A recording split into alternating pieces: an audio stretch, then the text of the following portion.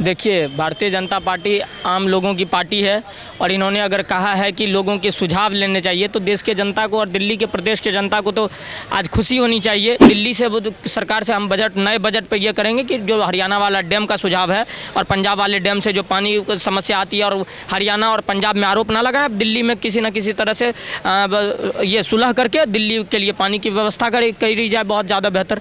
दिल्ली की जनता जागरूक है, कैपिटल ऑफ इंडिया है, सेंटर ऑफ पॉलिटिक्स है, यहाँ की जनता को आप बरगला नहीं सकते हैं इतने आसानी से।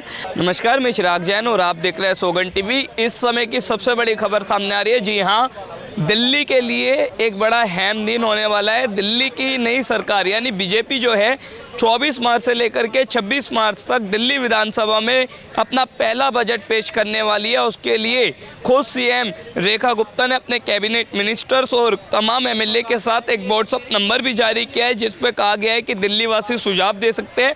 उन सुझावों को बजट में शामिल किया जाएगा। तमाम विषयों को लेकर के हम बात करेंगे। क्या नाम है आपका? शिवम मिश्रा। शिवम, दिल्ली में 27 साल बाद बीजेपी की सरकार आई है और बीजेपी ने आज घोषणा कर दी है कि 24 मार्च से लेकर के 26 मार्च तक जो है बजट होगा और बजट में सभी लोगों की जो है वो सुझाव भी ले जाएंगे, सभी से राय भी ली जाएगी। क्या कहना चाहेंगे? देखिए, भारतीय जनता पार्टी आम लोगों की पार्टी है और इन्होंने अगर कहा है कि लोगों के सुझाव लेने चाहिए तो देश के जनता को और दिल्ली के प्रदेश के जनता को तो आज खुशी होनी चाहिए कि जो एक तरफ के लोग अपनी मनमानी किया करते थे और आज एक जो नई सरकार बनी है वो नया बजट को लेकर के जनता की राय लेना चाह रही है, तो ये तो बहुत खुशी की बात है। दूसरी बात है कि दिल्ली की जनता को जो मोदी जी पे विश्वास रहा है उन चीज़ों को लेकर के बजट में आए और हमारा भी कुछ सुझाव है। ऐसे तो अभी हमने कुछ डिसाइड नहीं किया, कुछ सुझाव होगा तो ज़रूर व्हाट्सएप करेंगे। नहीं, कुछ सुझाव तो आपको देना होगा क्योंकि आप चारों ओर घूमते भी रहते हैं, देखते भी रहते हैं, दिल्ली की दशा और दिशा आपको पता है। तो अगर सरकार को आप सुझाव देना चाहे तो क्या देना चाहिए? देखिए, दिल्ली में हमेशा से शिक्षा नीति एक मुद्दा रहा है जिस पे केजरीवाल ने झूठे प्रोपेगेंडा के आड़ में लाखों लोगों को भड़काया है और दिल्ली की जनता के साथ ठगी करा है। तो शिक्षा नीति एक सबसे बहुत बड़ी मुद्दा रहेगी। दूसरी बात, यमुना सफाई की बात हो रही थी जो अभी चल भी रही है और उम्मीद करते हैं कि जो उसमें बजट आए वो सही ठीक ठाक आए और जल्द से जल्द यमुना की सफाई हो जाए।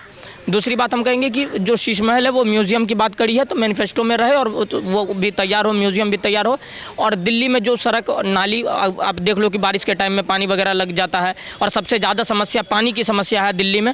तो दिल्ली से वो सरकार से हम नए बजट पे ये करेंगे कि जो हरियाणा वाला डैम का सुझाव है और पंजाब वाले डैम से जो पानी की समस्या आती है और हरियाणा और पंजाब में आरोप ना लगाए, दिल्ली में किसी न किसी तरह से ये सुलह करके दिल्ली के लिए पानी की व्यवस्था करी जाए, बहुत ज़्यादा बेहतर।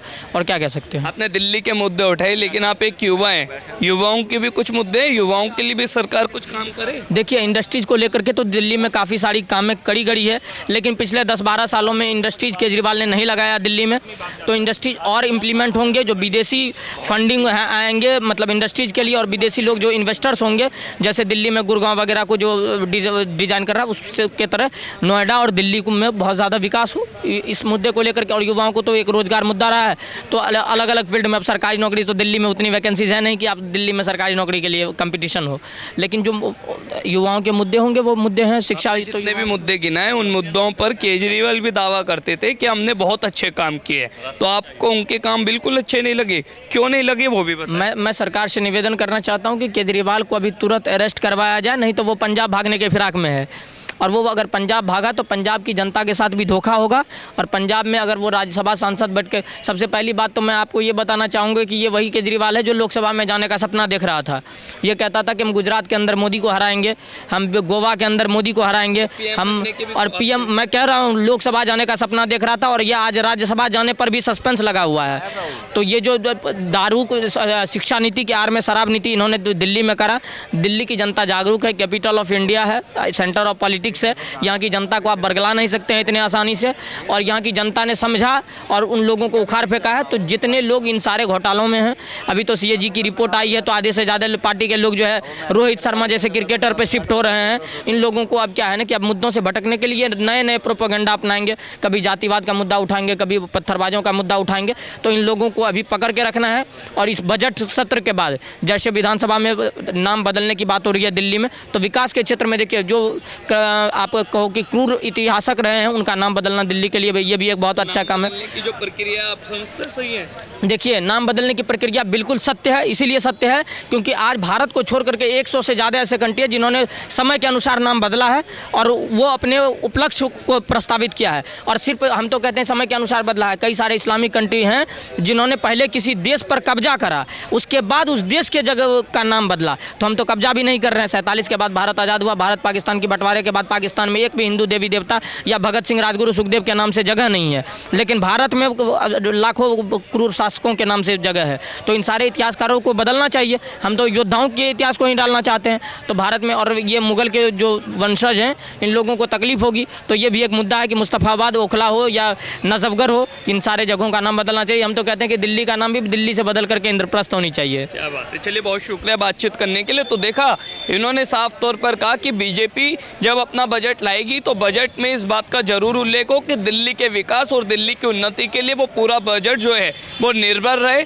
और दिल्ली में राजनीति से ऊपर उठ करके युवाओं के लिए, महिलाओं के लिए, बुजुर्गों के लिए, पर्यावरण के लिए, जल के लिए, बिजली के लिए, सबके लिए अच्छा काम हो, ऐसा इन्होंने सुझाव दिया। वीडियो जर्नलिस्ट गौरव के साथ चिराग जैन, सौगंध टीवी, दिल्ली।